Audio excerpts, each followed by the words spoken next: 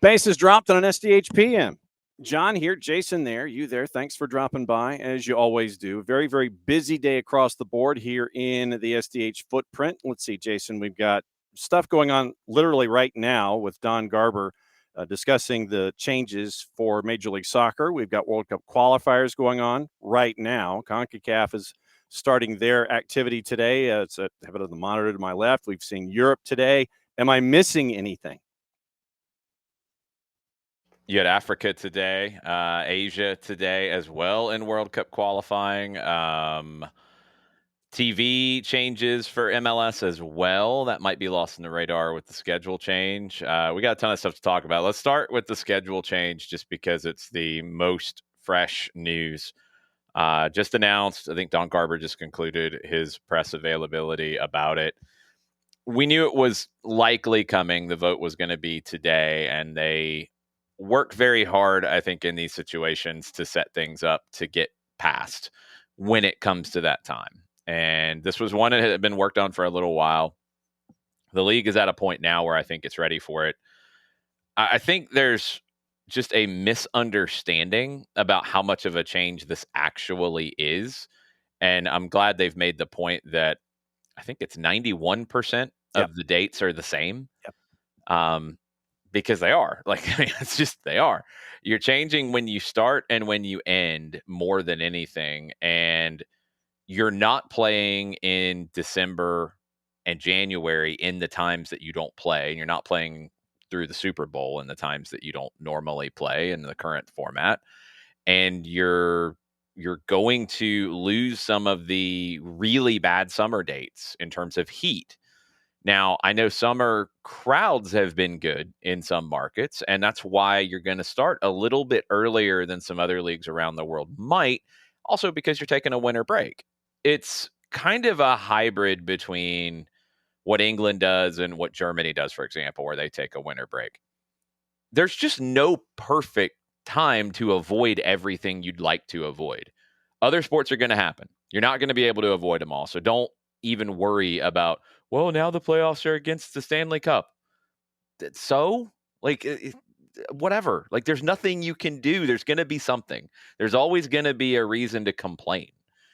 It's not perfect because nothing's perfect.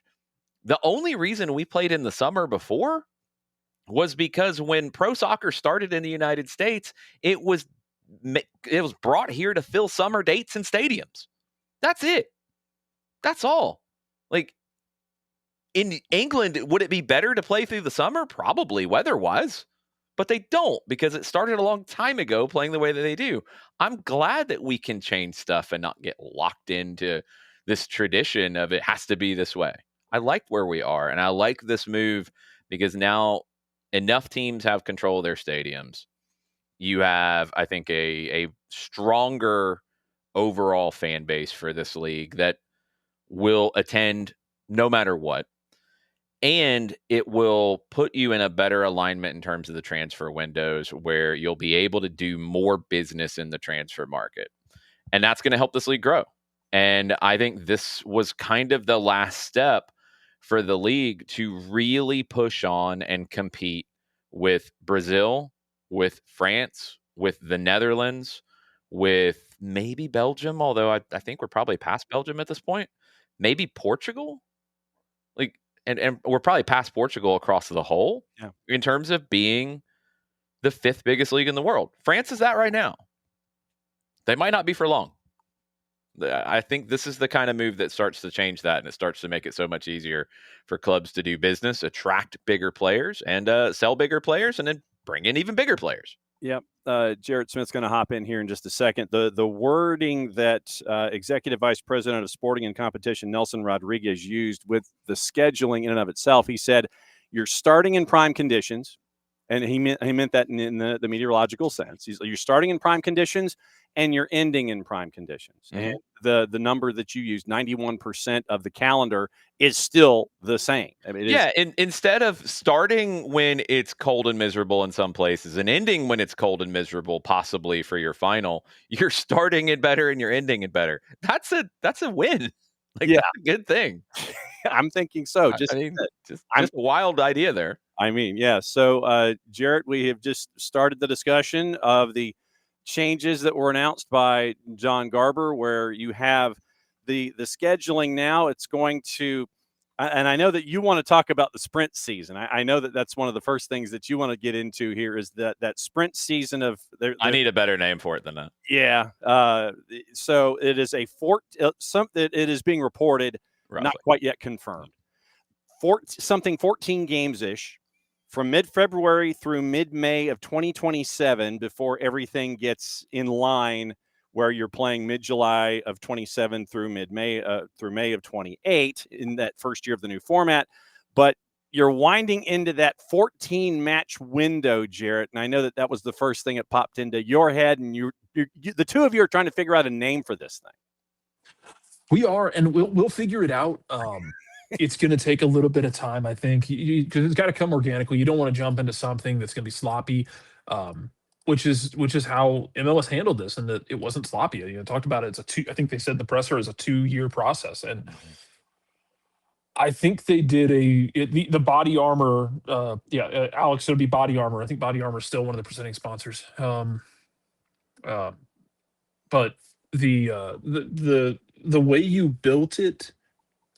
It seems like it was very well thought out. I know it is a very popular thing on this here internet to, when discussing Major League Soccer anywhere on this planet, to just kind of lob stones and to be perpetually upset and always find something to be pissy about, because that's just the way people want to operate more often than not. But they've made a big decision. But they've done it in a way, I think, that also gives them flexibility going forward. You're not going to be playing through December and January. No one's going to go to Toronto and be asked to play in January or up into Montreal and recreate the Revenant. You've got the break there that'll give players a built-in break in the middle of the season, which I think is going to be great for them because it's already going to be such a long season. We haven't even gotten into the fact that you still have cup competitions that will factor into this. You have U.S. Open Cup that factors into this. Yeah, that's going to be an interesting one, because right now the Open Cup, because we've always done pro soccer. Well, I mean, even when I think if you go way, way back in Open Cup history, they did the, like fall to spring kind of format. Way, way back. We're talking like 30s, 40s. Since 60s and probably a little bit before that, it's been on a calendar year basis. Will they switch because MLS is switching? What will USL do is another question. There's been talk about it. The USL Super League right now on the women's side does this kind of a calendar.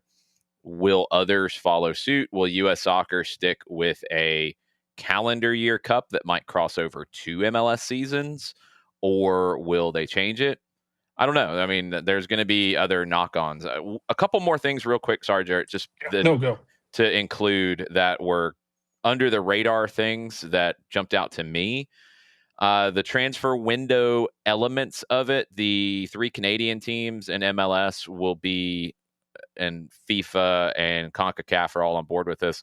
They will be part of the U.S. transfer windows for this. So Canada's format might not change, for example. Their calendar format might not change. So this way, Canada's not stuck trying to serve the Canadian Premier League and other competitions in Canada with the 3 MLS teams being in a different calendar. That's a good move by everybody involved. Also, I do really like the idea that Nelson Rodriguez talked about, that the league is going to push for, to end their window just a little bit after the major European leagues. I think Turkey right now is probably the biggest league in the world that's on this kind of a format that does that. And it can open up some doors. It's not going to hurt you on the front end of it at all. A lot of the business when we're talking about the top 5 leagues in Europe gets done the final week, as we saw this past year, the final day. It can open some doors for players who maybe got froze out, maybe got replaced and they didn't find somewhere to go. It might give you a couple extra players that you might not have gotten otherwise. So I like those 2 things that are kind of subplots to this. No, I do too. The Open Cup thing will be interesting. That'll be pretty tricky to figure out because you get into, to your point, what does USL do?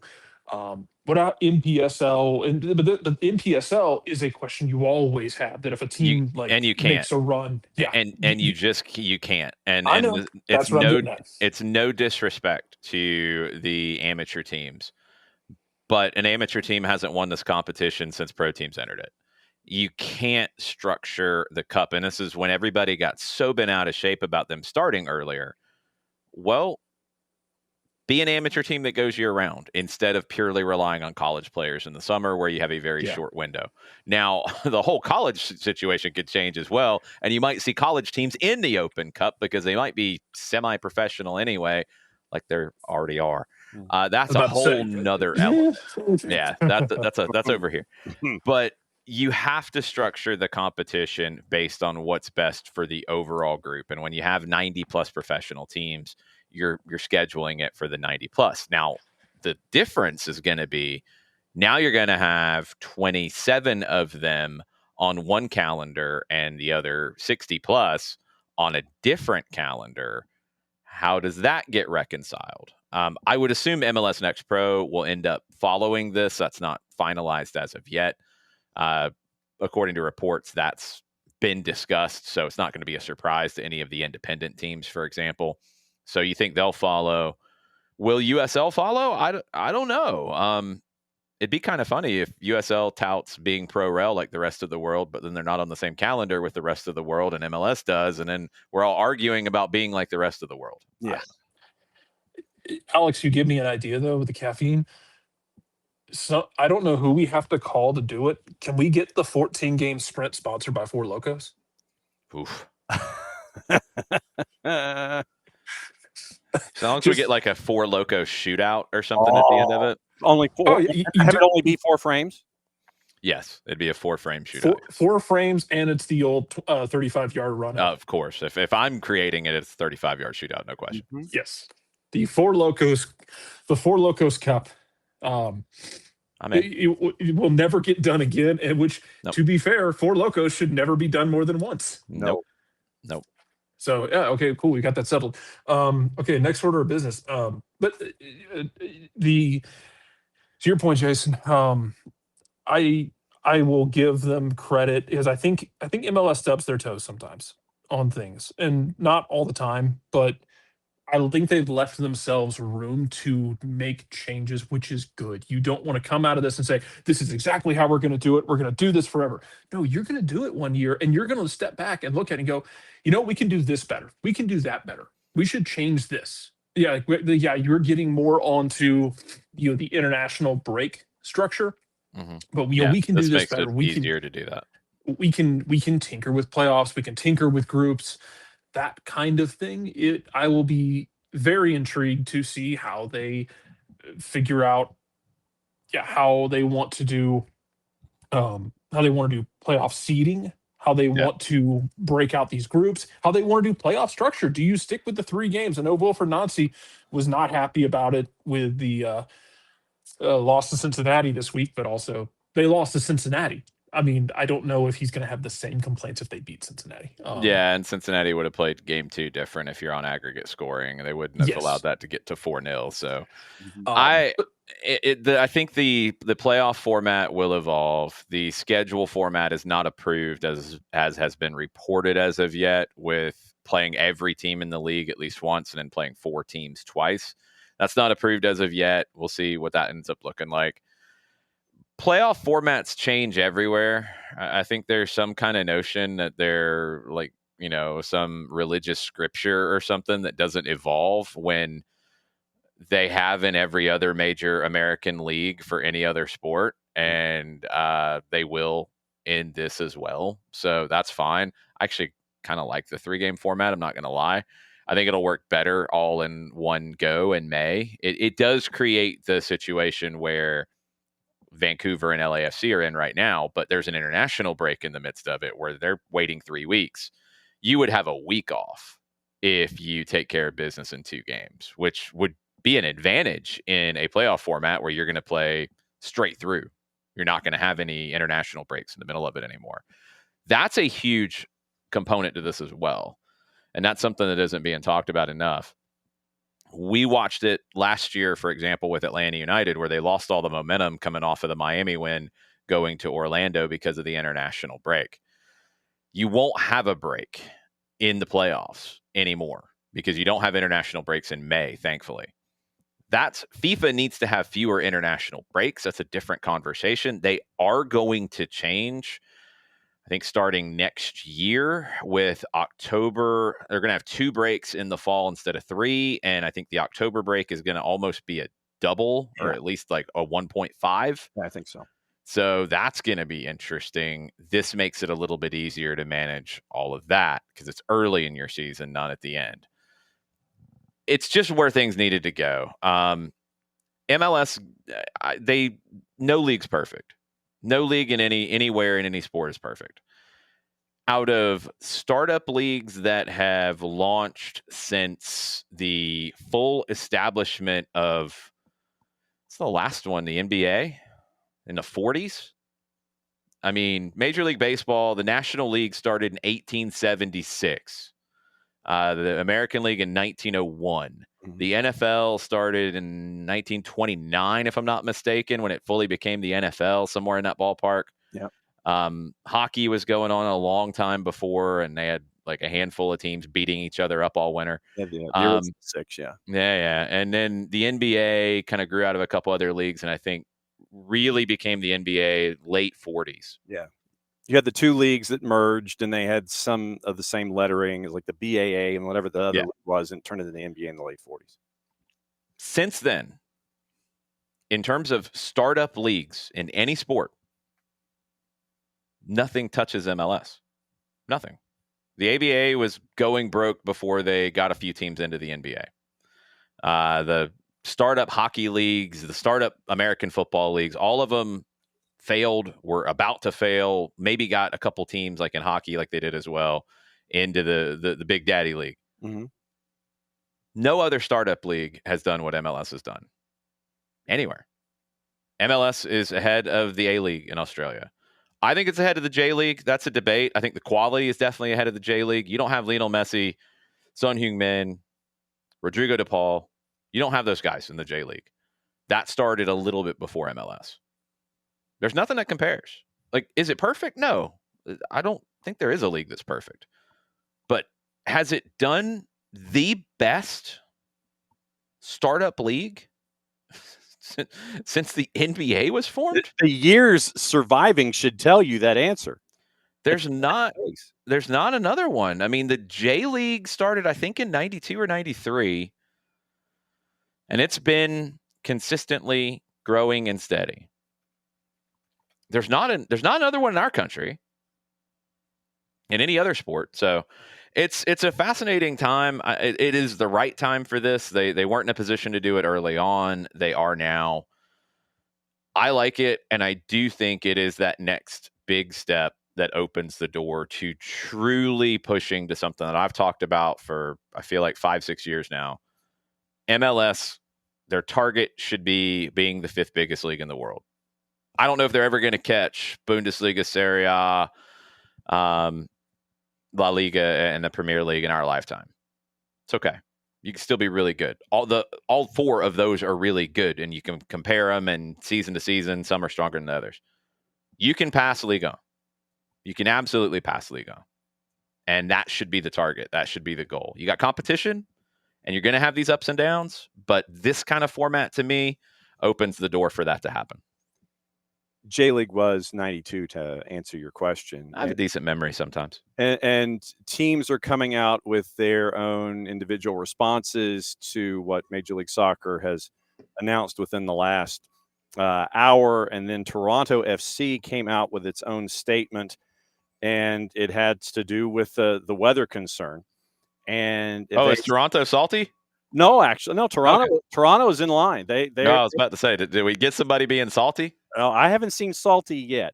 Okay, good. For almost 2 years of thoughtful discussion and consideration, the proposed changes to MLS competition, calendar, and format made clear that aligning with the top leagues in the world would strengthen MLS on the pitch and position the league for continued growth. To be sure, The calendar change discussion also raised challenges related to the weather for a number of the league's most northern-based teams, but we are confident in the efforts that have been made and will remain a priority for the entire league to address it. It was our view that with more than 90% of the proposed MLS schedule staying consistent with its current format, the benefits to the future league product outweighed the potential challenges. We look forward to working with the league and our team partners to ensure that this evolution for Major League Soccer is a win for all involved, but especially for our fans. So that 91% number is what Toronto FC is sticking with as well as a part of their discussion. You're not playing games in December that you wouldn't have had otherwise if you made it to MLS Cup. You're not playing games in January because you're not. You're not playing games the first week or second week of February because you're not. I'd like to see them come back the week after the Super Bowl rather than waiting one more week like they do now. I think there's a lot of good potential growth to start the week after the Super Bowl. Come back then. That's your second half kickoff, all that. I think that works perfect. Atlanta United, and go ahead, Jarrett. No, I agree. I'd like to. If you really wanted to get frisky, you could have a Monday night game after the Super Bowl, like the next night. I don't hate it because that's going to be. You're getting into it's such a basketball heavy time. Pitchers and catchers will just be getting ready to report for baseball. You'll have conference play for college basketball, and you will have, NBA action and NHL. But I think that Monday could be there, and then of course I think we all have long preached the gospel of MLS. When you do your weekend thing, it would be really swell if you would schedule one Friday night primetime game. Yeah, I would. I would absolutely do that. Adore you, because that time slot so often is just wide open. Yeah, and please don't mention high school football. No offense, John. That's not an issue here. It's such a regional. It's not an issue, even if it is a regional thing. It's not. It's not the same audience. I know, it would hurt John's availability. That is the only person right now that would really be affected. Oh boy. I mean, but no, it's not. We do this dumb thing in soccer. We get really stupid in this sport sometimes, because I remember it when Atlanta United launched. Like, how could you play a game on Saturday afternoon in the fall? How could you do that? Because you do, and because people will show up. Stop whining. Stop being scared. Get a dog if you're afraid, and let's go. Like, this is nonsense. You have people make it an appealing enough product. Matter. Yeah, exactly. Make an appealing enough product, and people are going to show up. They might skip the high school football game, or guess what? They might miss one of your games. Oh no, somebody else will come that day. It's okay. Oh, the Stanley Cup playoffs. Oh, the NBA playoffs. How much crossover is there really to be worried about? Like, stop being so scared. Everything is so good right now. Stop being so scared. Yeah, Mike Conti has done the math. He says in 2025, there were 14 total weekends, 8 regular season and 6 playoff that overlapped with CFB and NFL. In 2027, 11 weekends will overlap with CFB and NFL, assuming the league won't play over FIFA windows. It will be okay. Also, Mercedes-Benz is so if you've never watched it happen, and I get it if you haven't, if you had to leave after a Saturday night game. Yeah, they've done well, no, I don't know if fans have been able to watch it. No. I'm saying like the stadium will be fine. Yeah. Oh, yeah. It's actually really, if you ever get a chance to watch them do it, I think it's really cool watching them flip that stadium, because I've watched them do it on a Saturday night and have that thing looking immaculate for a Sunday afternoon NFL game. Yeah. So if they have to flip a primetime 7:30 kickoff on a Friday night for, I don't know, college football, Chick-fil-A kickoff or something on a Saturday at 1:00, they'll do it. They'll be fine. They're professionals at it. It's the same conversations. It's a shame, basura, that we talk about all the time. Honestly, I think easier than when we talk about like the TD Garden, where they flip it from ice to hardwood. And I'm thinking about going and buying tickets right now. The Hawks are in town tonight, but last night the Mammoth played up at the Delta Center tonight. Jazz and the Hawks are playing. Yep. You better go cheer for the Hawks, Jarrett. I am not a turncoat with that. The only team I've adopted here is the Mammoth. No, I'm not saying you would cheer for the Jazz. I'm saying go so you're there to cheer for the Hawks because you might be the only one. Yeah, it's true. Well, I don't know. I don't know, man. The other day I was out and I saw someone with UGA gear. It was really weird. Well, I mean, come on, that's you should expect that. Universal. They gotten to a point. I was south of Provo. You should expect that, Jarrett. We're everywhere. Yeah. That's did they bark at you?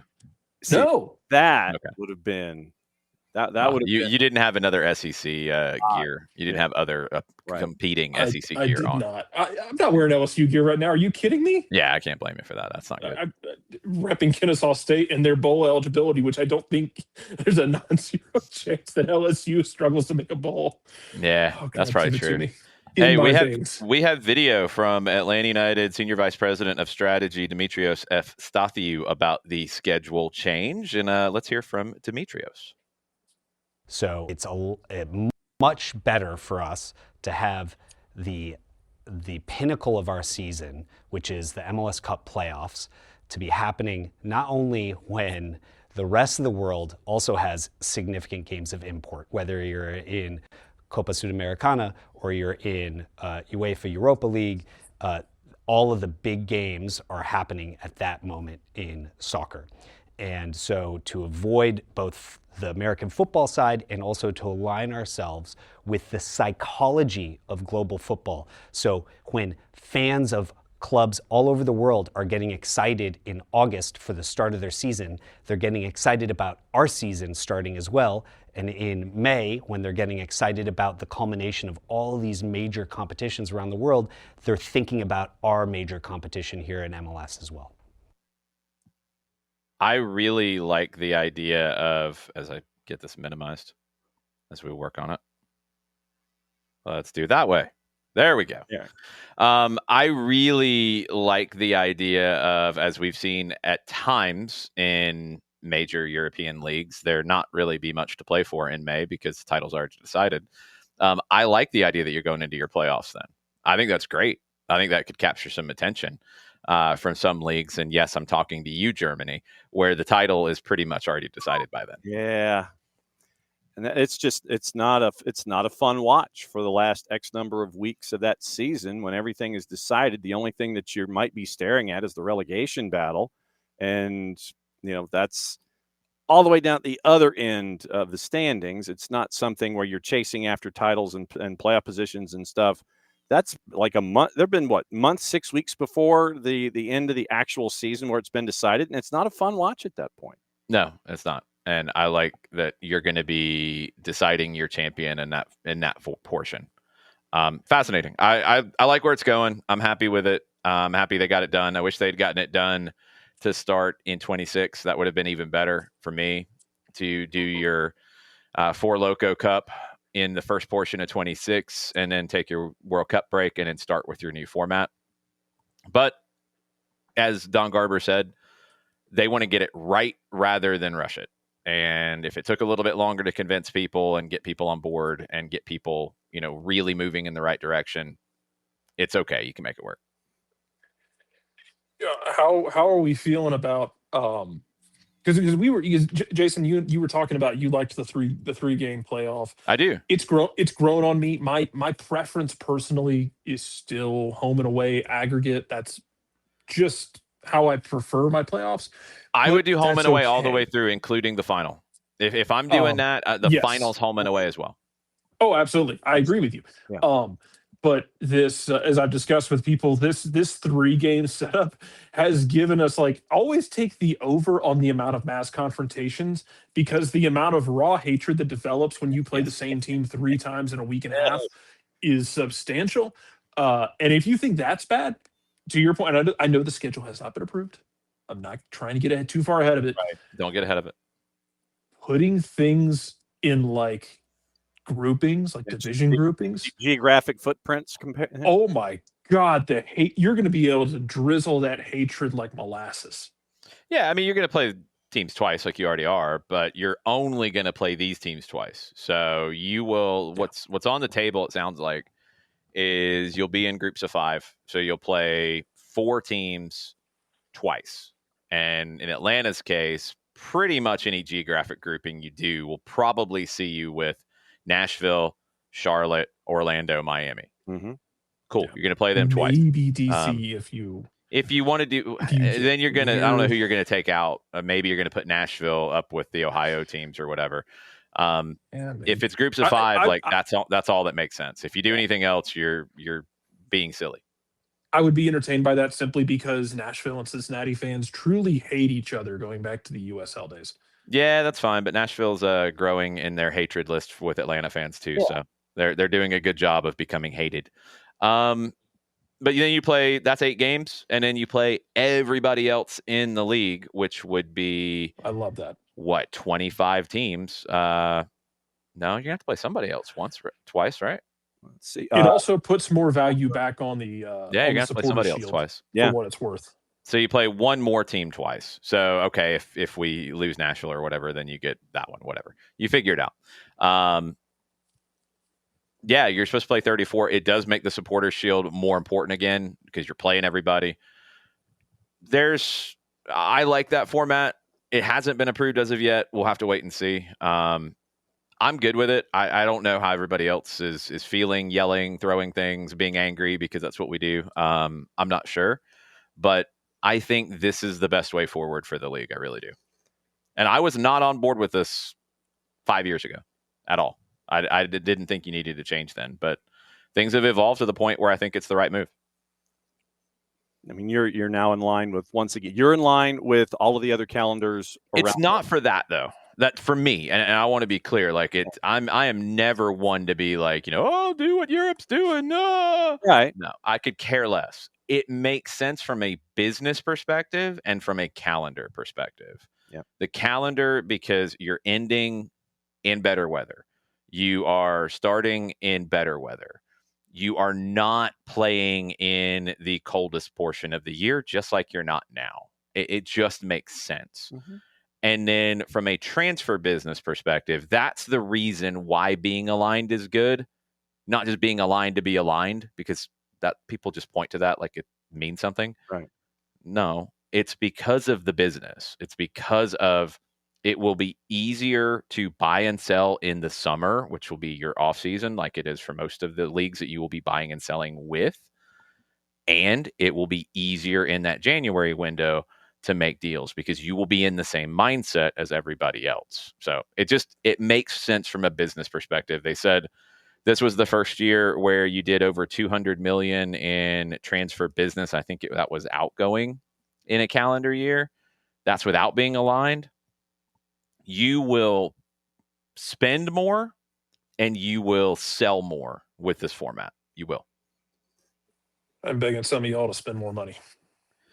Or get left behind, either one. No, that's going to happen too. I mean, look, that happens everywhere. It happens in every sport. As the league grows, like some people can't grow with it ownership-wise, and that's okay. They'll sell and they'll make their money, and that's where you make money in sports. It's not generally season to season. It is when you sell. That's when you recoup. And if you do things right and you bought in at a good number and you do the business correctly and then you sell whenever that is in your lifespan, that's when you make your money. It's not going to be year to year where you're going to make crazy money. You'll have some years where you're positive. You'll have some years where you're negative. Your valuation is what drives it. And ultimately, that has grown up substantially for every owner in this league. And that's going to jump again, too. That's a big deal. And to your point about the business model, that was what was the thing that was one of the points that I was hoping would be addressed from the calendar sense, where you're not having to sit there and either play from behind or try to anticipate yourself because your window was staggered. This puts you on that even negotiating calendar with everybody else, to where you're not having to try and figure out one thing one way or the other, where you're not gauged with the rest of if you're trying to chase after European talent or something like that, then your calendar's now aligned with that. And you're not having to try to anticipate your own moves or have to react to something and be reactionary for it. You're now in line. It's not before and after now. It's more of the selling for me that is an even bigger aspect of this, because you've seen it over the years, and I think probably the most famous case is Taylor Twellman. When he was playing at his best for the New England Revolution, they did not want to sell him in the middle of their season. And it's understandable. They were chasing titles. And he lost out on the opportunity to go play in Europe. Other players have been in that situation too. So now that's your off season now. It makes much more sense if the biggest leagues in the world that are going to spend the most, and the Premier League's at the front of the line in that because they have the biggest revenues, if they come in and want to buy your players, you're going to be more likely to sell in the summer when you can go out and replace them to start your next season. Right. It makes it so much easier to do business. And that's the biggest benefit. All right. What else is on? Anything else on the table with this topic? I know that we'll probably do a little bit more hearing from Don Garber and Nelson Rodriguez tomorrow on SDH AM. But what else is on the table with you two with this? Well, the other one with MLS is the Apple TV announcement that they are pulling MLS Season Pass and just putting MLS on Apple TV. It's not the confusing Apple TV and Apple TV Plus anymore. There's no extra MLS Season Pass. All of their offerings will be on Apple TV. So you don't have to spend more to get MLS if you're already getting Apple TV. And there's a bundle with Peacock now, which is $14.99 a month, which is a really good deal. So you're getting, I think F1 is now going to Apple. You're getting baseball with Apple. Apple, I think, will be a little bit bigger spender in what they want to go get sports-wise. With Peacock, you get all the NBC stuff. You get Premier League. You get NBA now. All kinds of things. So it feels like a smart deal. The viewership was up this year, according to everybody talking. Now you're going to grow it even more. Like, that's a good thing. That's a good thing for this league. I've said it all along. I do think they were ahead of the streaming curve. I think it was the right decision to make when they did it, because I was tired of being insulted by ESPN and Fox people when that was the place where you had the national games. I was tired of turning on SportsCenter after a game and being insulted for having watched said game that preceded SportsCenter. They never did anything extra for you. Now you have a better product. You have a better TV product, and it will be more accessible at a lower price point. That's a good thing. That's just a good thing with where it's going now. Yep. And having those tag team partners with Apple and Peacock, it's like, okay, so F1's now here and MLS is here. So it grabbed from an Apple and a Peacock perspective. It's something else to attract eyeballs. MLS has been there. Now you're in a position where people can't say, I'm not paying the extra for MLS. Now that's not an argument. And now it's not really an argument to say I'm not paying extra for Apple TV. Because a lot of these people were paying for Peacock. So now you're going to get both essentially for a little bit more, and it's a no-brainer. So now it becomes much more attractive. Yep. As a household that has both of those, it is definitely locked in with what we're going to be paying. And we're going to try and get that bundle deal, even though we have both of them separately for various reasons. You're going to do another subscription because you don't know what you're doing with your bundles, John. You're going to end up creating another account. Don't you already have multiple accounts for these things? I have my media account for Season Pass, and we have the other account upstairs that doesn't watch Season Pass, and we just watch other things with that. Yeah, we had Apple before we had Season Pass. Yeah. And so I watched it, and this way I also don't have to remember passwords or anything like that. I've got it in and got it all figured out. Jeez, John, that doesn't even make any sense.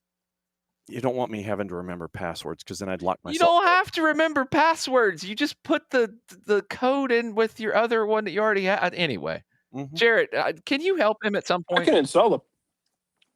I can install a password manager for him, but I don't know if that'd help or not. He'd probably lose the password to the password manager. This is what I'm saying.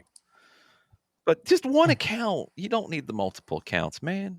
Well, and I'm just glad that we are trimming our account numbers finally with the 4-letter. We finally are trimming that down too, because we only have the really the one reason to watch, and it's not multiple accounts anymore. Why did you have multiple accounts? Because who are we talking about here? You just had multiple accounts and it was easier just to keep them? For some reason, you created a second account? Well, it was like the boss had hers and I had mine, and You didn't need to have that. and now we're finally just like, let's just have the one. You only needed the one to begin with. I know. I have lots of questions, always. I know. Ay, ay, ay. Sir, Anyway, I'm Yes. I'm excited. excited too. absolutely. The Four Locos Cup is going to be amazing. I'm going to start working on random awards that we can hand out. Digital each week Tackle Weird of the week. Yeah. Yes. Thank For those of you that don't know, please Do go the look up centimeter. digital. Do the centipede. Do the It's the centipede. digital crawl, John. It's the digital crawl. It was amazing. That was awesome. It's but not only like for the silliness of the Four Locos Cup, also because it's a 14-game season, the urgency will be there. Yeah, that'll be ridiculous. It'll be good times. Yes. Somebody's getting fired over a 14-game Yes, season. that'll happen. They start out like 100%. 0-8 or something like that. They won't get to 8. It'll probably really affect how No. they finish 26. But anyway, Yeah, like if CF Montreal starts out 0-4. Joey, CF Montreal might go 0-1, and Joey Saputo might come into the locker room yelling at people. true. Listen, if Wilfred Nazi could put up with Joey Saputo and drag Montreal to a third place finish, ain't shit the Celtic board can do to ruin him. Celtic fans, if you're scared, get a dog. You don't deserve this man. Yeah. No, they don't. No, they don't. Oh, can he do it against Livingston? Can he do it on a rainy night against Hearts? Oh. Oh, hard. I was saying, if you just said Hibs, I'd have been more impressed because Hibs is top of the table. Just silliness. Just give me that chaos. Ridiculous. All right, we got World Cup They're qualifying trying. to talk about. Suriname and El Salvador are goalless in the 39th. That wasn't where I was going to start, John, but sure. Were you gonna start with a certain sending I off? was going to start with VAR becoming my favorite thing in the sport. Yeah. The video assistant referee in UEFA spotted Cristiano Ronaldo being a bad boy, and he got sent off. Nice. And it was glorious, and the Irish fans were probably saying things that I shouldn't repeat. Ireland. Ronaldo was trying to square up with the Ireland coach too as he walked off, or somebody on the Ireland bench as he walked off. That's not smart. No. Yeah, you had issues coming into this. He was running his mouth before the game. He had been a problem in the first game between these two in Portugal, but now that group is interesting. Portugal should be fine. They will be at home against Armenia on the final day on the 16th. All they need is a win there to clinch. A draw might be enough. Yeah. The game that's fascinating is Hungary hosting Ireland, because that will basically be a play-in game to the playoffs. Hungary's on 8 points. Ireland is on 7. Ireland will have to go to Hungary and win. They still could win the group if goal difference gets crazy and Armenia upsets Portugal, which probably won't happen. But Ireland and Hungary on the final day will be big. France is in. They have qualified now after their win today over Ukraine. Iceland and Ukraine will be battling it out for the final spot, and Ukraine will host Iceland. Is that going to be played in Poland, John? Traditionally it's played in Warsaw, and Ukraine has an 8-goal difference that they would have to make up, because they're at -3 and Iceland is at +4. No, they're both on 7. So Correct. all Ukraine has to do is win. It doesn't matter about the making things up. The draw would be Iceland's advantage. Right.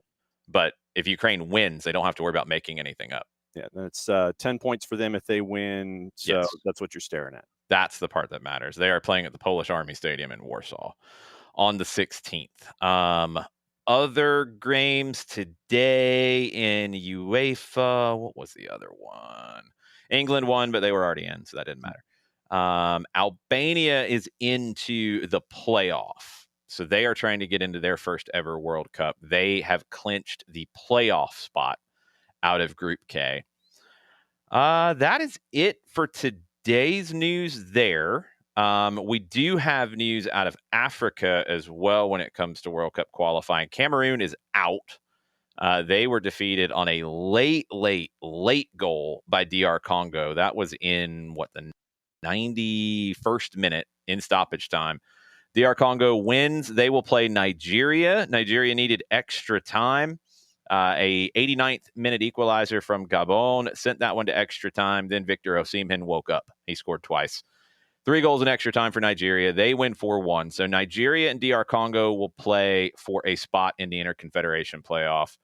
UAE hosted Iraq in Asian playoff for the playoff spot. 1-1 draw there. Both goals in the first 20 minutes. Second leg will be in Iraq. So you would think that they have the advantage going into that to try to get back to their first World Cup since 1986. If they get through here, they would go into the Interconfederation playoff next March. And it's sounding like the FIFA Interconfederation playoff games are going to be played in Mexico. The UEFA games will be obviously played in Europe, and you'll have seeding and everything affecting who hosts.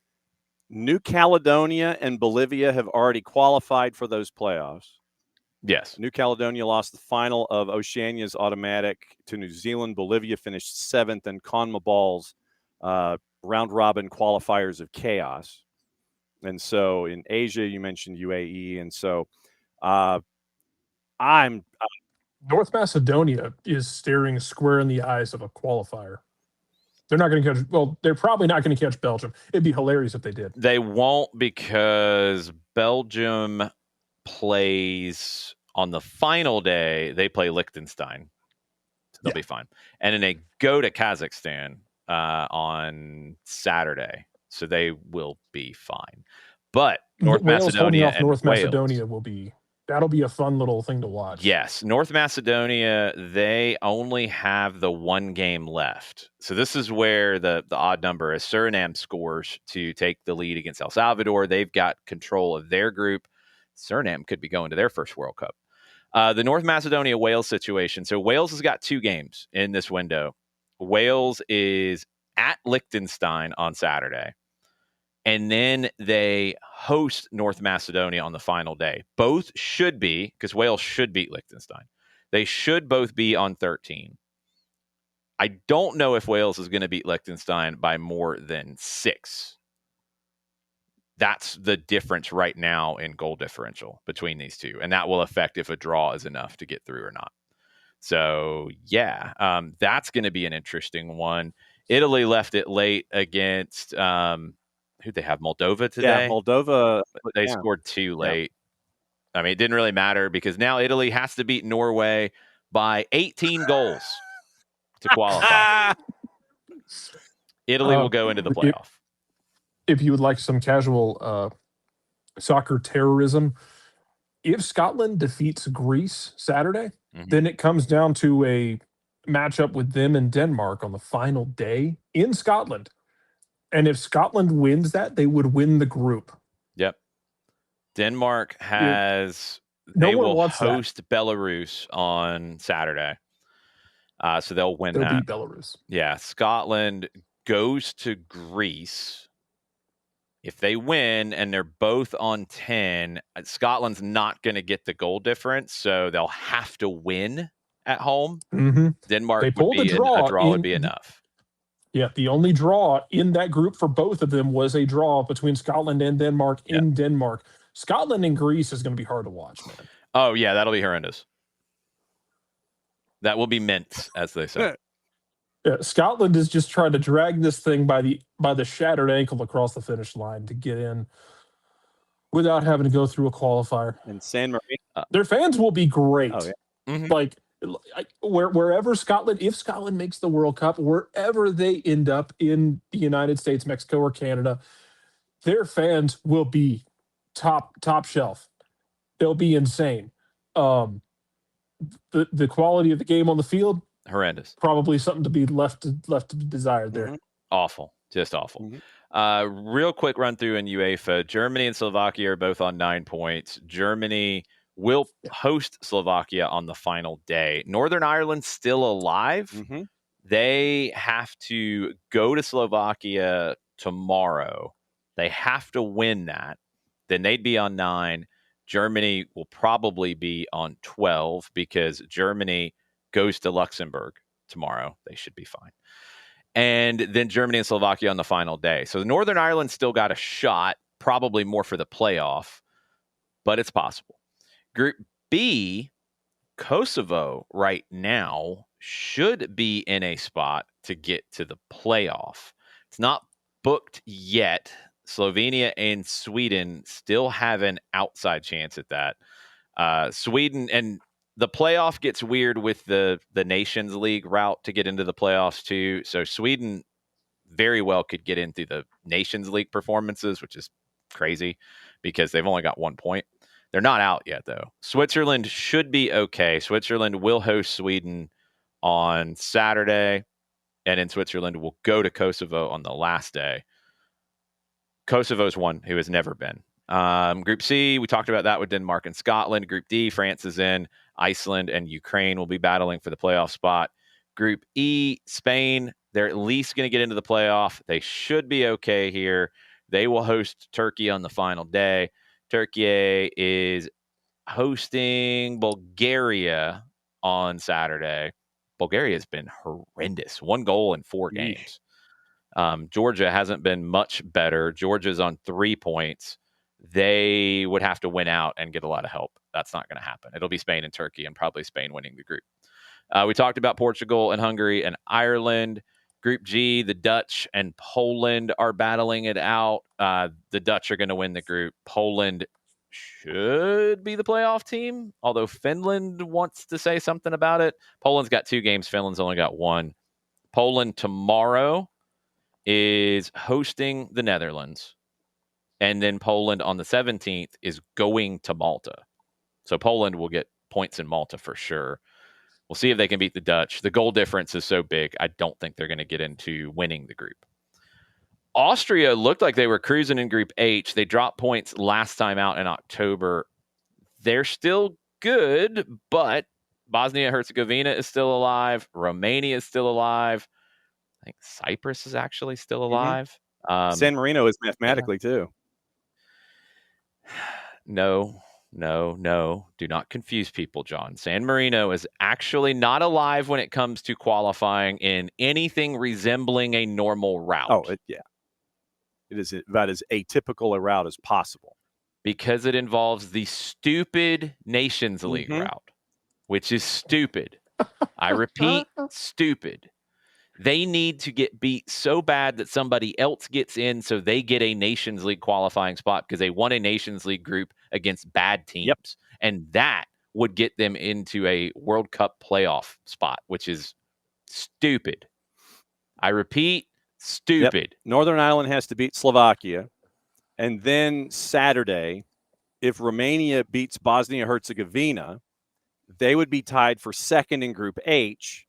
And then if that comes to pass, San Marino plays Romania on Tuesday. San Marino needs Romania to get into the playoff in a normal route, not the stupid Nations League route. Because then if they do, then that opens up a stupid Nations League route for San Marino. Mm-hmm. Stupid. Austria, they go to Cyprus on the 15th, and then they host Bosnia and Herzegovina on the final day. That could be a spot for actual real qualification. Possibly.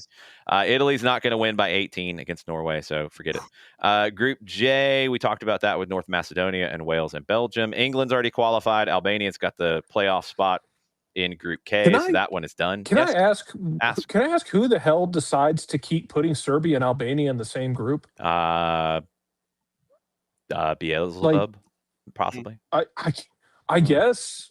Please quit grouping them together for safety reasons. It's not good. Jesus Christ! By the way, Albania. You're probably getting to this. I apologize. Go ahead. Go ahead. Albania's on 14 points. Serbia's on 10.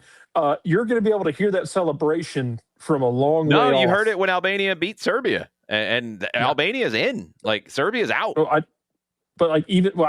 Yes, I'm talking about on the last day. They're going to do it again. Sorry. Oh, they're going to do it like between now and the last day. Like they're in. They might be drunk going onto the field on the last day.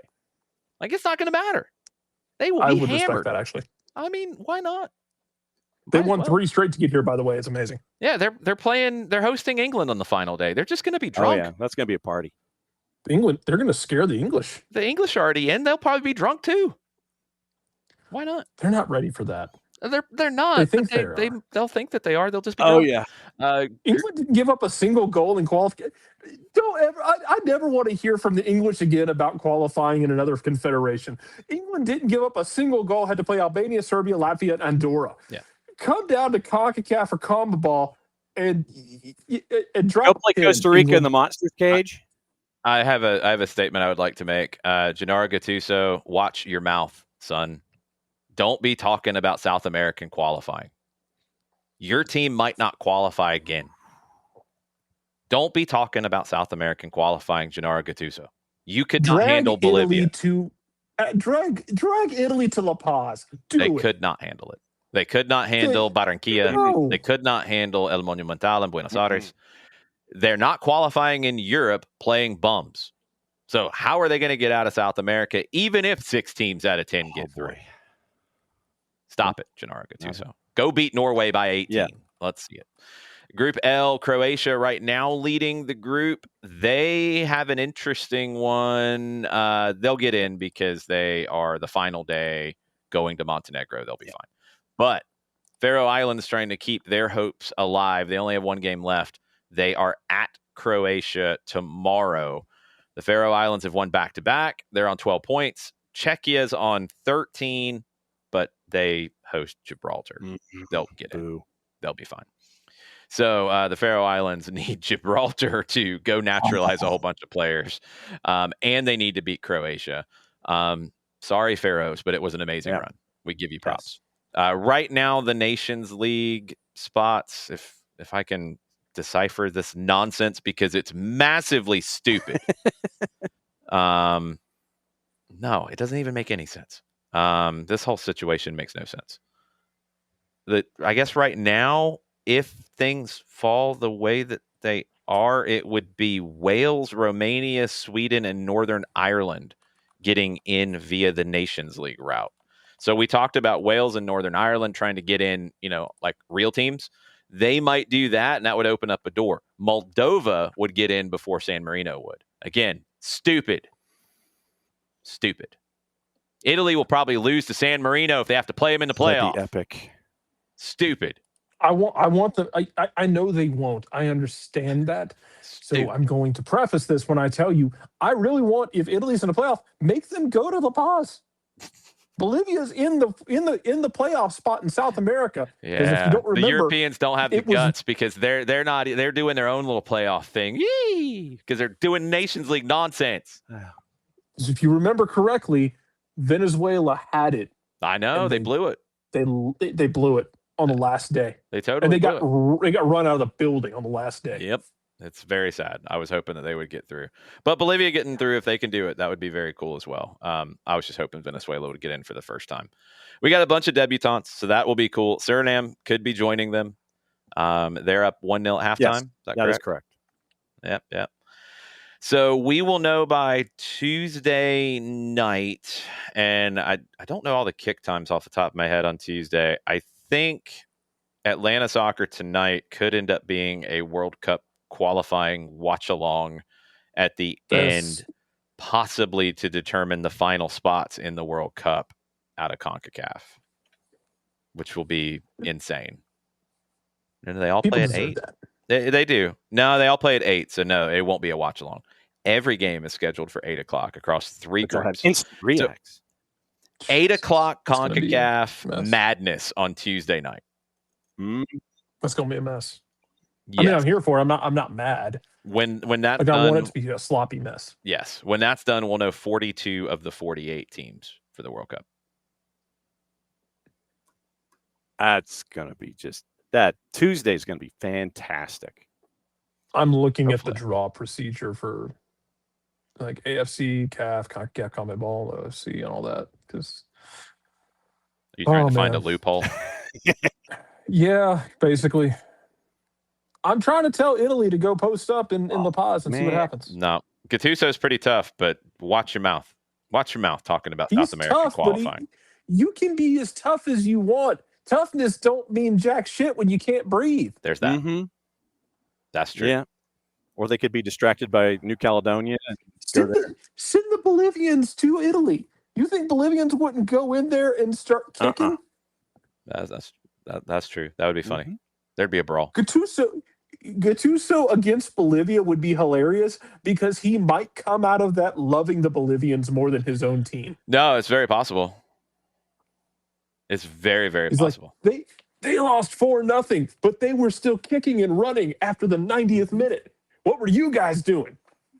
Crying. Checking tea times and restaurant open and close. And can we get a late cap? Can we get a late table at a restaurant?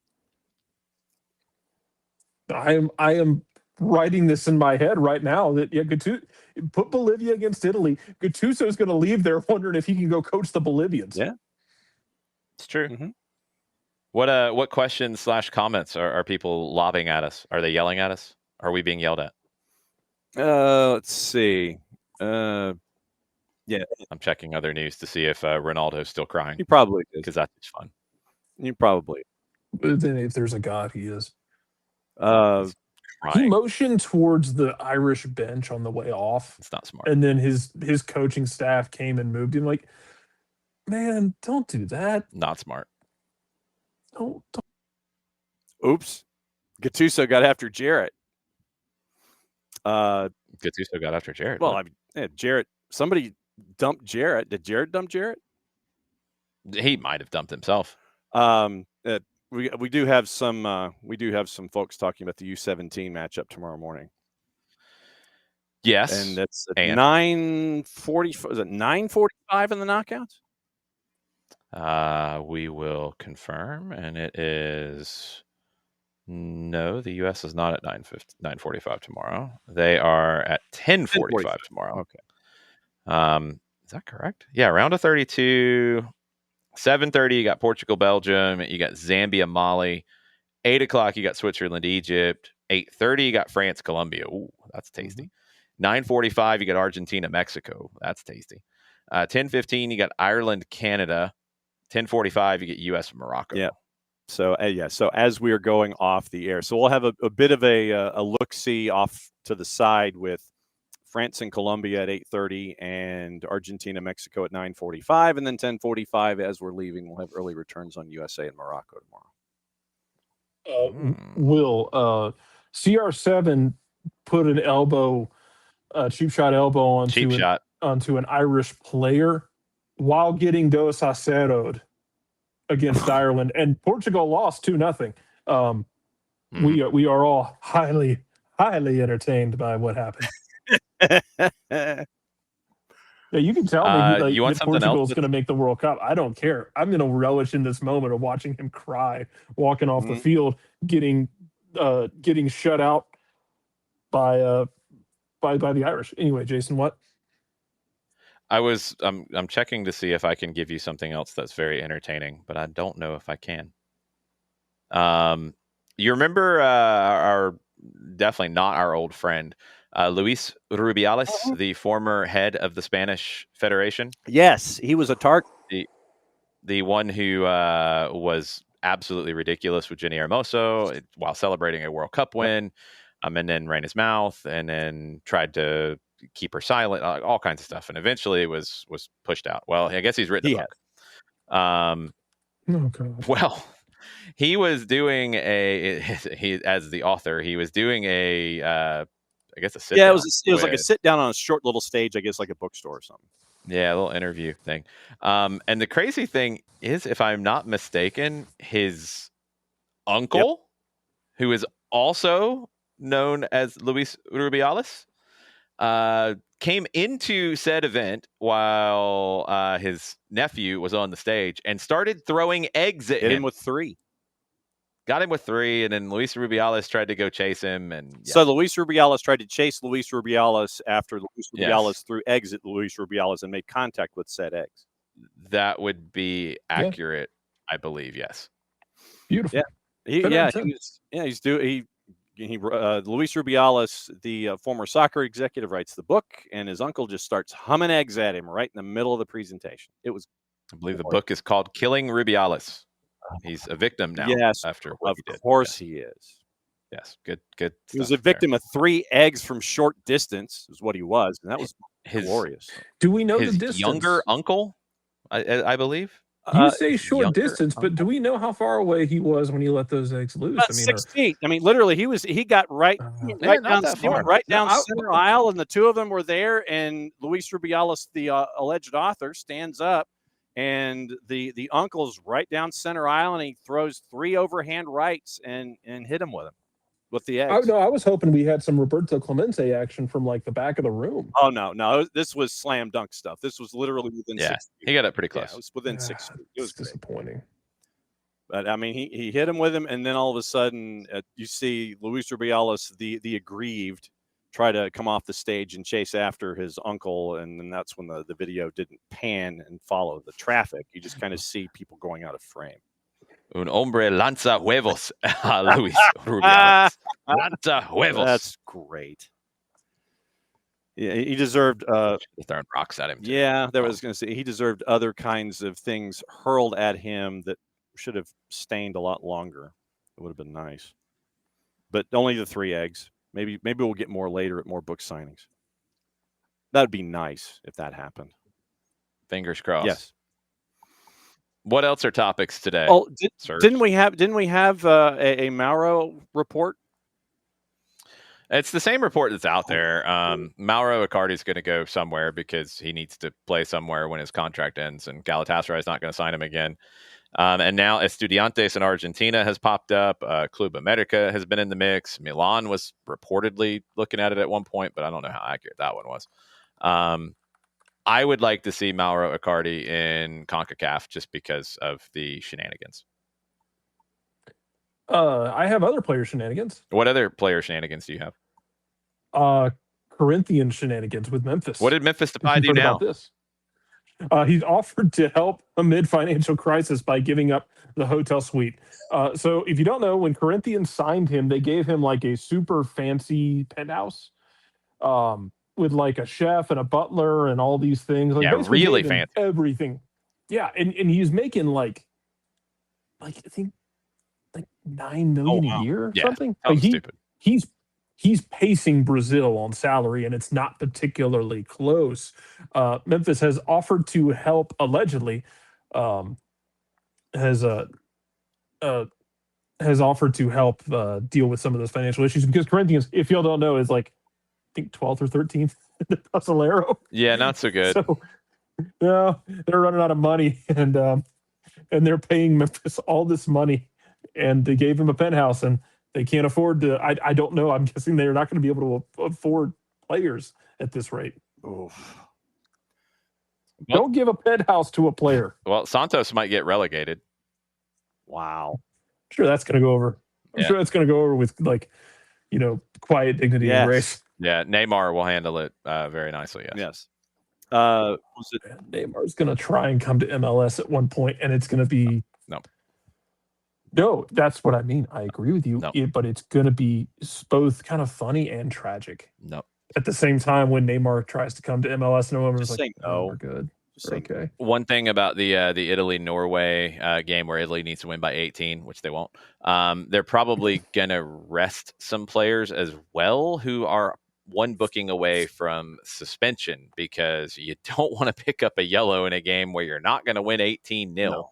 And you don't want to then have a player miss out on a playoff. Yeah. Sandro Tonali is one of those players. So would not expect to see him against Norway. No. I fully expect to see him against Norway. No. Gennaro Gattuso is not that dumb. No. What was it? Roberto Mancini is newly employed. Yeah, he took the money. He goes to Al Sadd in Qatar. Yeah. He had chances to go to more competitive leagues, and he chose not to. He chose the check. He's unserious. He chose the check. Yeah. I mean, look, it happens, but he can't be looked at seriously anymore. Mm-hmm. He failed massively with Saudi Arabia's national team as well when he was getting a big check. and failed to the point that they had to go get Hervé Renard, the fixer, to come in and take care of business with his white dress shirt. And he did. And he got them in. Yeah. And people still don't like him for what the Saudis did to Trinidad and Tobago and to Jay Fortune. Well, yeah, but I don't think he told them to do that. I think it's more about the player who did that. That's a different conversation. If you want to blame that on the manager, I think you're reaching. That was just the difficulty of the tackle at the time was rather hard. Yes, it was a bad tackle. I don't think he was teaching bad tackles. And then was it the Turkish Federation? They had a bunch of suspensions. They're suspending like 5,000 more people because they're all gambling, probably. Allegedly. All of them. I think it was 1,000. Like, I think it was over 1,000 in total of people who are getting suspended, which is chaos with players and referees. I'm still trying to figure out how that. It was 102 players that were sanctioned, and I'm still trying to figure out how that one ref that was busted had like 12,000 bets. He must have been good if he was gambling that much. He must have been good at it. I'm just still trying to figure out how you do that. It's like you place the bets because you have the money. Like that, I'm saying he's good at it because that's how he has the money. Talking the bulk number. How do you do that many thousands of bets? Are you prop betting your way through life? Yes, and he must have been winning to some extent. Either that or he's independently wealthy, but I'm guessing he's not if he's a referee. Yeah. And so the Turkish Federation suspended 102 players. Yeah, 102 players, 25 from the top flight, 77 from the second tier, terms ranging 45 days to 1 year, 152 referees as well. So, yes, Turkey's not in a good spot right now when it comes to gambling. No, and Turkey, and they have requested an extra special window for transfers because of all the suspensions of all the players. Yes, that's fine. Let them have it. Second half. Somebody else can sign Mauro Icardi from Galatasaray because they just want. Yes. Second half. Jesus. Oh yeah. Why not? I found a list of some of the things that Memphis was getting from Corinthians. Yeah? Pretty ridiculous.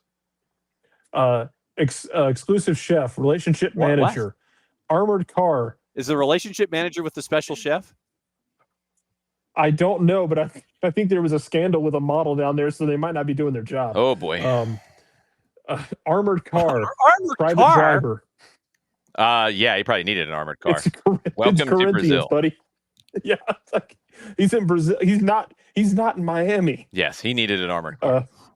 Security management, premium food and drink, shoe shine service, Italian bed linen, 24-hour check-in and check-out. Let's see, tea selections. Personal ballots. This is like Mariah Carey kind of stuff. They paid for 35. They did. They certainly did. It's apparently a 40,000 euro per month luxury suite he's in. Yeah, I mean, look, if you're negotiating with Corinthians and you're like, yeah, I'll come to Brazil, sure. All right, how much are you going to pay me? Mm-hmm. Oh, a lot? Okay, cool. I need a place to live. 11 million euros could rise to a lot of performance-related bonuses. Million. Yeah. I don't think he's going to hit them, but okay, you're going to pay me a lot, Corinthians? Thank you. That's wonderful. I'm going to need a place to live. I'd like the best, please. Okay, cool. Oh, you're going to do that too? I'm going to need an armored car. Oh, you're going to do that too? All right. What? Hey, hold on a second. What other crazy stuff can we ask for? Yes. A relationship manager? Okay. Yeah. Can we get one of those, Corinthians? Oh, okay. Can we get a tea selection, Corinthians? I mean, where did they draw the line? Where did Corinthians say, you know what, that's too much, Memphis. We're not going to do that. They thought Memphis Depay was going to carry them to the Brasileiro title and to Libertadores. And no. And he did not. He did not, but he did. He has had a lot of very nice tea. He's still rocking the thick headband like he is Al Jefferson on the Charlotte Hornets. I mean, go for it. Didn't he release a rap song here recently too? Oh no. I'm not surprised if he did. I think he did. The least bit. It's better than Sergio Ramos's musical performances out of Mexico.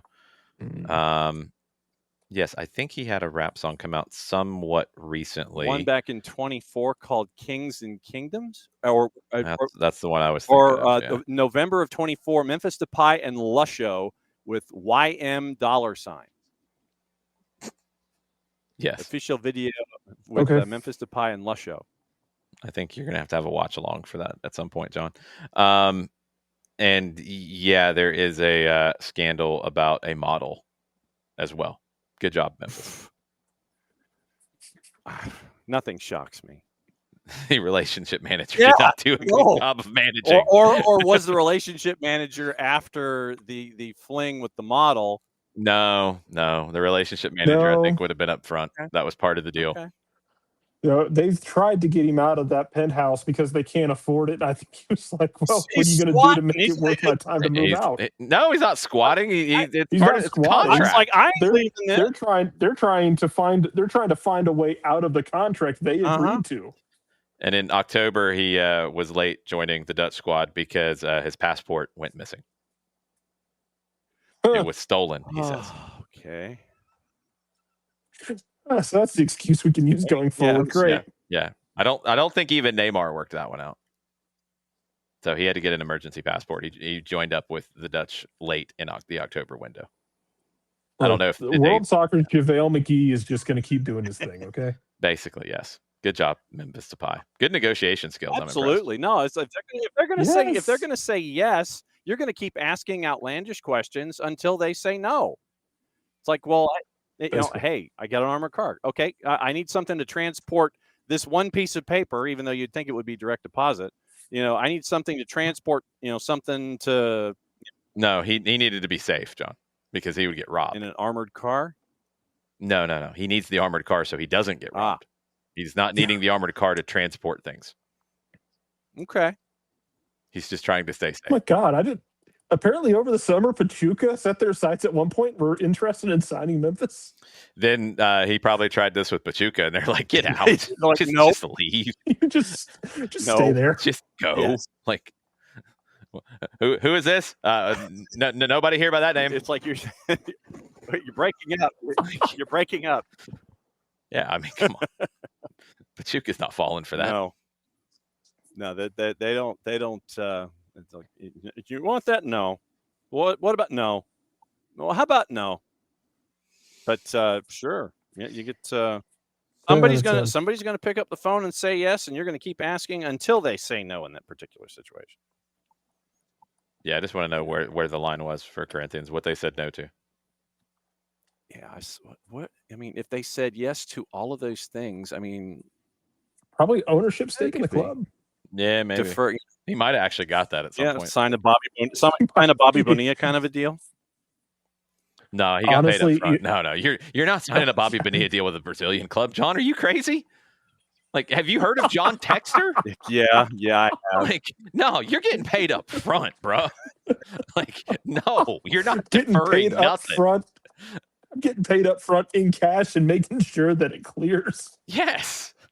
I'm taking the owner to the bank with me if he writes me a check, and I'm holding him by the elbow until that cash clears. Can I just get a bag of gold, sir? Because I was going to say you get precious metals instead. That way you know that it's got the value. Like, jeez, no, you're not doing Bobby Bonilla deals. That's why you need the armored cars, because it's like you're getting paid in precious metals. You need that transport. Will, they can't sell Memphis to buy a Cardi because they can't even afford to pay Memphis, much less sign anyone. Yeah. A Cardi would ask for these things from Corinthians. Hey, I saw that. No. Hey, I saw you gave those to Memphis. What about no?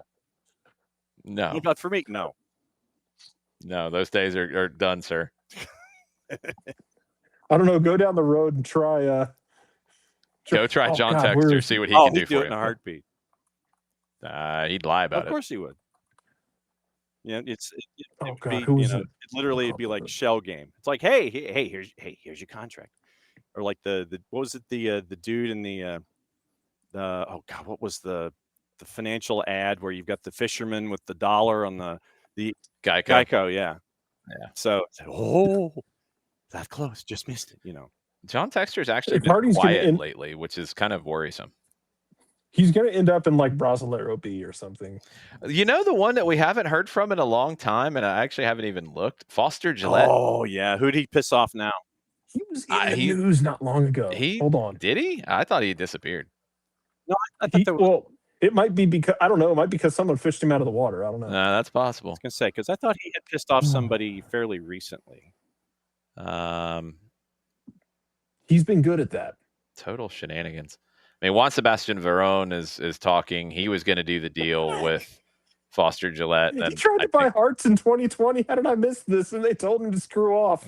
Hearts actually got it right. Yeah, and then was it September? He was thinking of buying Derby. And maybe that's what I was thinking of. And Mal Morris, I think, basically was like, yeah, go screw. So San Lorenzo was talking to Foster Gillette at one point in September, trying to get help. They were that broke. They're very broke. That's how to end up broke and in more court issued. They're in about as bad as it can possibly be when your president gets back into office and goes to the headquarters and the supporters find out about it and start rioting outside to the point that the cops have to come not to arrest the president, but to extract him from the building safely. Yes. Yeah, that's a bad time. Oh, God. Even they said no to Foster Gillette. Yeah. Because the Buenos Aires Herald had that story in October about Estudiantes. I'm just waiting for at some point in the next calendar year, Foster Gillette and John Textor to end up doing something together. Oh my God, that would be amazing. Also, speaking of old friends alert, Cuiabá in Brasileiro B is where Yamil Assad is now. By the way, really, I did not know where he was. Oh. Well, there you go. You're welcome. Second division in Brazil. Which you probably can watch on Fanatis, fntz.co/soccer down here. I think sometimes you can, yes. I think occasionally they make it there. You get more second division Argentine games on TIC than second division Brazil. What you'll get from Brazil, though, I don't think you get the second division often, but you get the state leagues early in the year, which are total chaos. Because you get that's not safe. First division, second division, third, fourth division teams all in one spot. So it's like if you had in January, you had Atlanta United, Tormenta, the reconstituted Savannah Clovers, and you had all of them in one league. Yes, that's what they do, and it's like a sprint season. It's total Four Loco Cup that'd action. Be amazing. Whatever the Brazilian version of Four Loco is. That's probably no. Ask Memphis Depay. Probably got it in his contract. You probably if you spilled it on the hood of your car, all of a sudden you just see this burn hole created after about 4 seconds. Probably goes right through the metal of the automobile, right there on the hood. Madness. Still 1-0, 60th minute, heading to the 61st with Suriname in the lead. Suriname. Looking at Yamil Assad in the 2024-25 season, he has 2 appearances and 1 assist. 2 appearances and 1 assist. Okay. He's not playing regularly in Cuiabá. Serie B. Yeah, but I don't know when he came into the squad. Yeah, I can't remember. The rest of your night in CONCACAF, Suriname 1-0 up, 61st minute. You got Bermuda hosting Curacao, Trinidad and Tobago hosting Jamaica, both at 7. 9 o'clock, you got Guatemala hosting Panama, and I was getting ready for that one this morning on Morning Espresso, and I want to go back to my notes a little bit on some of the things that have happened in Guatemala as they try to get to their first World Cup. Their fans are a little feisty hosting Panama. A little feisty. They provoked a hostile reception yesterday in the capital as the Panamanian team arrived at the airport. They were threatening the Mexican referee ahead of the game. That's good. Because they're already preemptively worried about being robbed by the referee crew. With insults, smoke bombs, and a lot of pressure, a group of approximately 100 Guatemalans gathered to put pressure on the Panamanians. And some of this also is people going after Coco Carrasquilla for his horrendous tackle on Kevin Meyer, breaking his leg in Liga MX. Kevin Meyer's not Guatemalan, but they're just angry, and whatever they can point at, they're gonna point at. There was, I guess, a banner that was, I think, if I'm not mistaken, it was either held up outside of the Panamanians hotel or like on an overpass as the bus was going to the hotel that said, Panamanian sons of yes. It's wild. So that one will be one you will want to watch. Also, just to add more intrigue to that game, because we need it, Panamanian defender Edgardo Farinha was denied entry into the country due to an active Interpol alert. He previously played for Municipal in Guatemala. He departed without fulfilling certain contractual obligations, so he is banned from entering Guatemalan territory. Wow. So now the Panamanian Football Federation has started the necessary diplomatic efforts to resolve the problem and get the player back. There you go. An Interpol alert as he arrived. I mean, welcome to CONCACAF. Yes. Who was it who like got injured or faked an injury and left during the game so they wouldn't get popped by That was police? in the last window, I think. Yeah, that was I'm trying to remember. Because there was also one who like had like child support or something they were coming I after. think it was child support in this case. It was not Inter Valencia. That's an old one from Ecuador. This was in October. Police entered Nicaragua's locker room before a World Cup qualifier to try to arrest a player accused with ducking child support. It was in Costa Rica, if I'm not mistaken. Perfect. Yes, it was in Costa Rica. Luis Suazo. Yes. Police officers stormed into the Nicaraguan locker room armed with an arrest warrant for a player who's been charged with not paying child support. The outlet reported that the unidentified player, and we found out later who it was, paid the money he owed on the spot and was allowed to play in the game. Just carrying around. I mean, sure. Maybe he took up a collection in the locker room. Carrying him around there. Oh, yeah. CONCACAF's wild. So Guatemala and Panama could be all kinds of madness at 9 o'clock.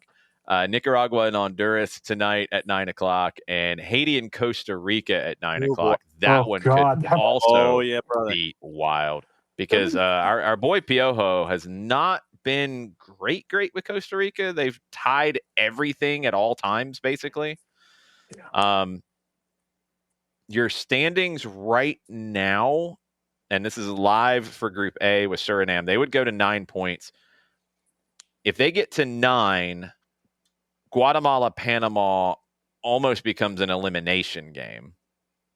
Panama's on 6, Guatemala's on 5. El Salvador would be out with a loss here. Group B, Jamaica's on 9, Curaçao's on 8, Trinidad and Tobago's on 5. Bermuda is bad. They are out. Honduras in Group C is on 8. Costa Rica is on 6. They have 3 draws out of 4 games. Haiti is on 5. Nicaragua is on 1, and they are out.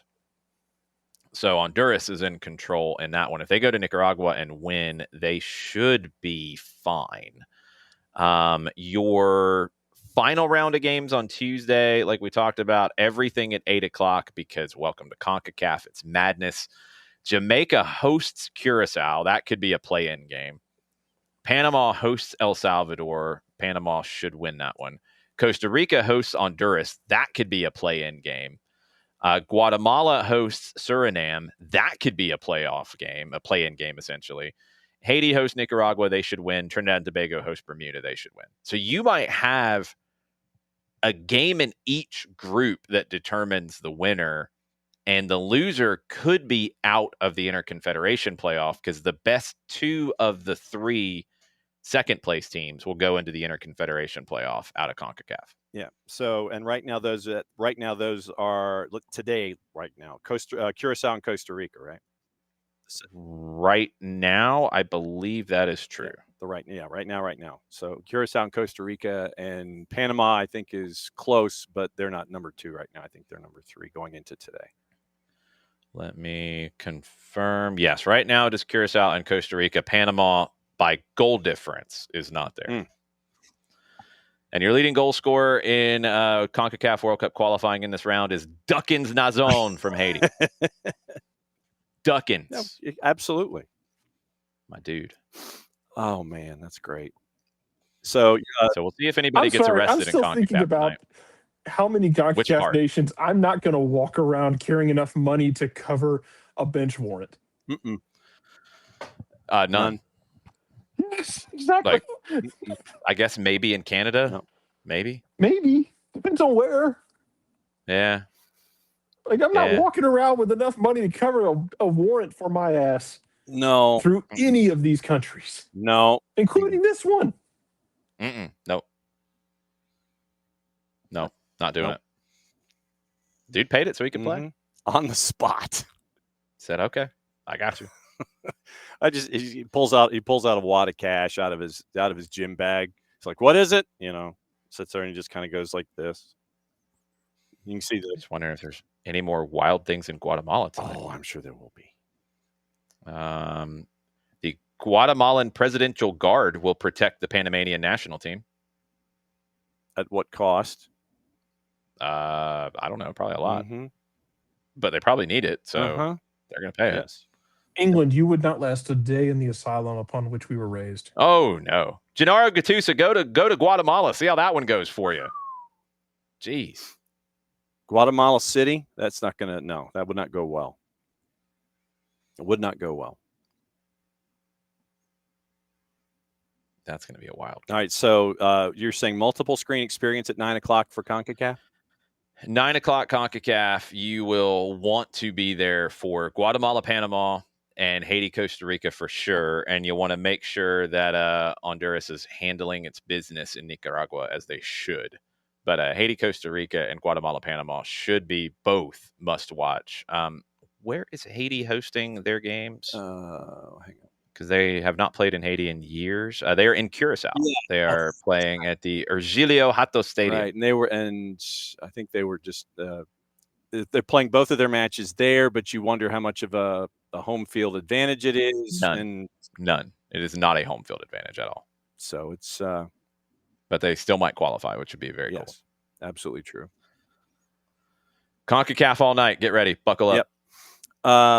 So tomorrow morning on the AM side, it's Nino and Nico in the Power Hour. We get you ready for the weekend in hour number 1. But since we didn't have a morning show today, Nino and Nico slide from Thursday to Friday. So Nino Torres from Gold TV at 10 o'clock. Nico Moreno talking playoffs, Seattle, all of the fallout, and anything else that's on his mind at 10:30 in hour number 2. But yeah, hour number 1 sets up the weekend as we know it.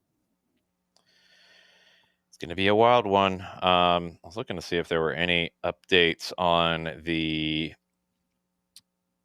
situation with the pots for World Cup qualifying. Will's asking if Haiti's exile is still earthquake related. No, I do not think it is. I think it is safety related, if I'm not mistaken. I'll confirm that in a second.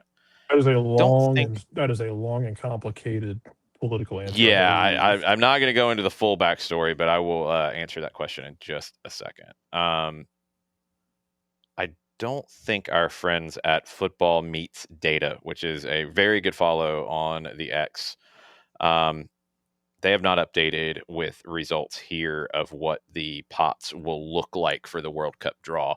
Because that's the other element with some of these games and some of the friendlies that are happening as well. How teams do. I think the Italy-Norway game is actually important because if Italy wins, they're not going to win by 18.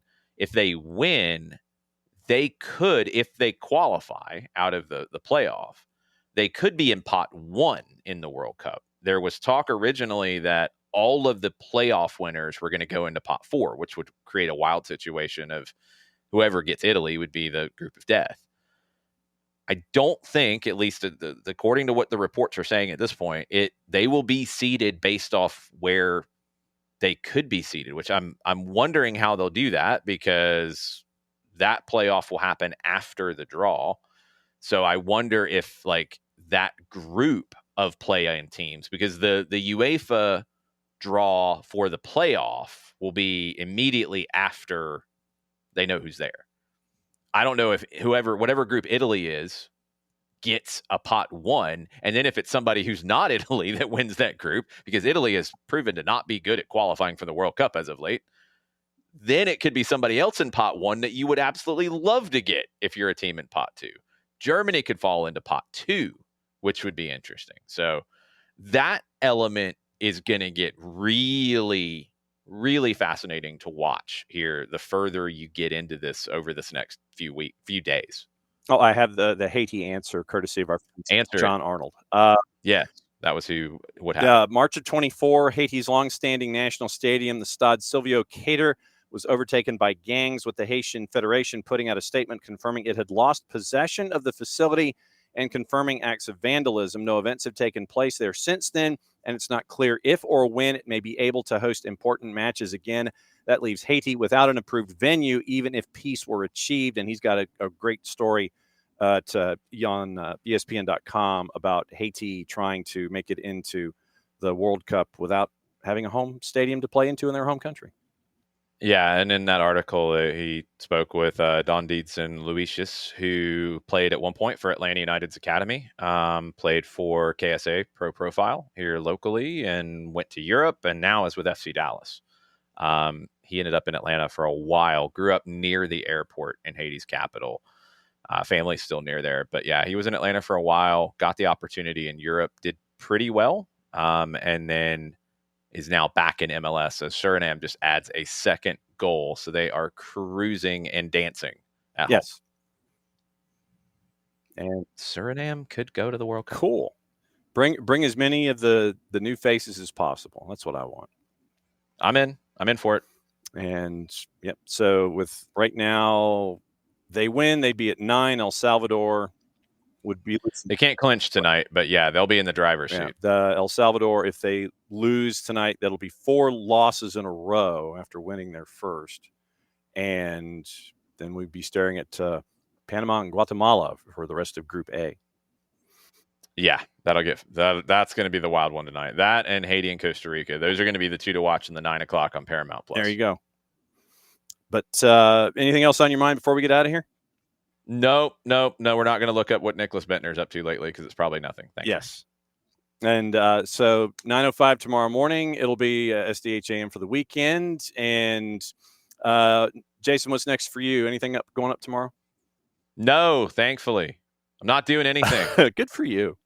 I'm trying not to anyway. I'm sure something will come up. But yeah, so Jarrett, that's the rundown. Be on the lookout for the next edition of Full Time from The Athletic with our friend Jillian Sakovitz. Talked to her today about Atlanta NWSL. So that will be coming soon. I'm not sure how quick that gets flipped. Very cool. So I think that's all that I have in the can right now. And I'm going to try to do nothing tomorrow. As you should.